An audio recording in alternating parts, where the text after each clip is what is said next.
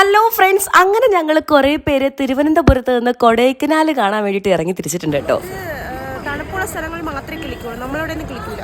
Rare പൂവാണ്. പൂക്കൾ മാത്രം തേടി കണ്ടുപിടിച്ച് അതിനെക്കുറിച്ച് വിവരണം നടത്തുന്ന ഒരു ഔഷധ ഗുണമുള്ള ഒരാളാണ് കേട്ടോ നമ്മുടെ കൂട്ടത്തില്. നല്ല ഫ്രഷ് ആയിട്ടുള്ള ഫ്രൂട്ട്സും വെജിറ്റബിൾസും ഒക്കെ കിട്ടും കേട്ടോ.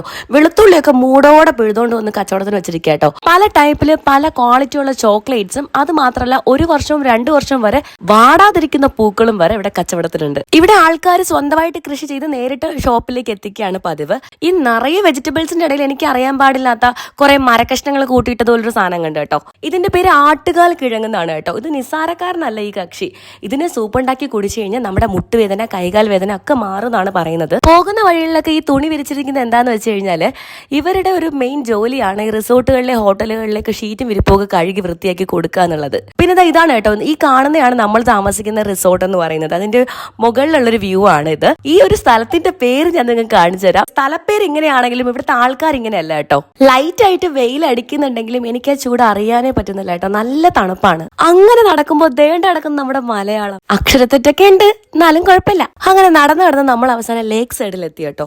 ഇച്ചിരി കഷ്ടപ്പെട്ടിട്ടാണ് എത്തിയെങ്കിലും ലേക്ക് സൈഡിലെ വ്യൂ പോയിന്റ് അടിപൊളിയായിരുന്നു. ഏക്കർ കണക്കിന് സ്ഥലത്ത് ഇങ്ങനെ വ്യാപിച്ച് കിടക്കുകയാണ് കേട്ടോ ഈ ലേക്ക് സൈഡ് എന്ന് പറയുന്നത്. അപ്പുറം ഇപ്പുറമൊക്കെ നിറയെ ആൾക്കാരുണ്ട്. ബോട്ട് സർവീസ് ഉണ്ട്, ബോട്ടിൽ പോകുന്നവർക്ക് ബോട്ടിൽ പോവാം. തൊട്ടടുത്ത് തന്നെ ഫൺ ഗെയിംസും ആയിട്ട് കുറെ ആൾക്കാർ, പിന്നെ മല്ലിപ്പൂ വിൽക്കുന്ന ആൾക്കാർ, കുതിര സവാരിയും സൈക്കിൾ സവാരിയും എന്ന് വേണ്ട എല്ലാ പരിപാടികളും അവിടെ ഉണ്ട് കേട്ടോ.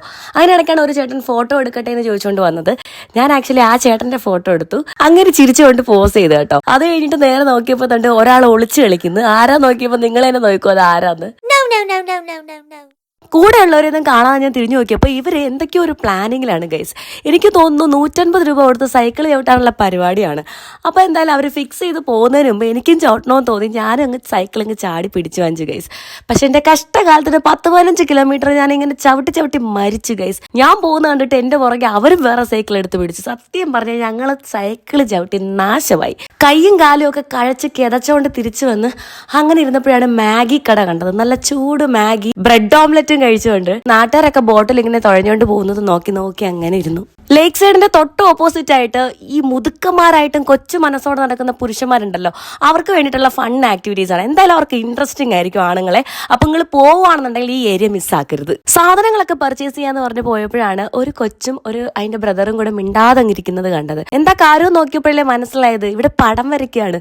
എനിക്കത് ഇൻട്രസ്റ്റിംഗ് ആയിട്ട് തോന്നി കേട്ടോ. നന്നായിട്ട് അടിപൊളിയായിട്ട് പടം വരച്ചു. ഞാൻ അതും അങ്ങ് പകർത്തിയെടുത്തു. തീർന്നിട്ടില്ല ഗൈസ്, തിരുവനന്തപുരം ടീംസ് തിരിച്ച് വീട്ടിലേക്ക് പോയിട്ടില്ല, ഇവിടെ തന്നെ ഉണ്ട്. അപ്പൊ നമ്മളിവിടെ ഒപ്പിച്ച ബാക്കി പരിപാടികളൊക്കെ നിങ്ങൾക്ക് കാണണ്ടേ. ബാക്കി അബദ്ധങ്ങളും അമളികളും ഒക്കെ അങ്ങ് കാണിച്ചു തരാം നെക്സ്റ്റ് വീഡിയോയിൽ.